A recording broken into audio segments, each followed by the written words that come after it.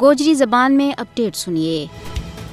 بھارت کشمیریوں کی مزید زمینوں کے اوپر قبضہ کر کے مقبوضہ جموں کشمیر میں اپنا آبادکار نو آبادیاتی ایجنڈا بڑی تیزی کے نام اگے بتا رہی ہے۔ بھارت 1947 دے مقبوضہ جموں کشمیر میں آبادکاری کا نو آبادیاتی منصوبہ کے اوپر عمل پیرا ہے۔ بھارت نے تقسیم بر صغیر کا فارمولہ کی سراسر خلاف ورزی کرتا ہوا 27 اکتوبر 1947 نے سری نگر کا ہوائی اڈا کے اوپر اپنی فوج لا گئے کشمیریوں کی خواہشات اور امیدوں کے اوپر پانی پھیر دیتا اور جموں کشمیر پر ناجائز قبضہ کر لیا۔ سیاسی تجزیہ کاروں کو کہنا ہے کہ نریندر مودی کی زیر قیادت بی جے پی کی بھارتی حکومت نے اگست 2019 میں مقبوضہ جموں کشمیر کی خصوصی حیثیت غیر قانونی طور پر ختم کر کے علاقہ میں آبادی کا نو آبادیاتی منصوبہ کی تیزی آنی ہے۔ اس نے مقبوضہ علاقہ کا ڈومیسائل قوانین تبدیل کیا اور وہ لکھاں بھارتی ہندوؤں علاقہ کا ڈومیسائل سرٹیفکیٹ دے رہی ہے، جس کو مقصد کشمیریاں بیکار کرنا اور انہاں کی شناخت محروم کرنا ہے۔ اس مقصد نہ حاصل کرنے کے واسطے بھارتی حکومت مقبوضہ جموں کشمیر کا مسلم اکثریتی تشخص نہ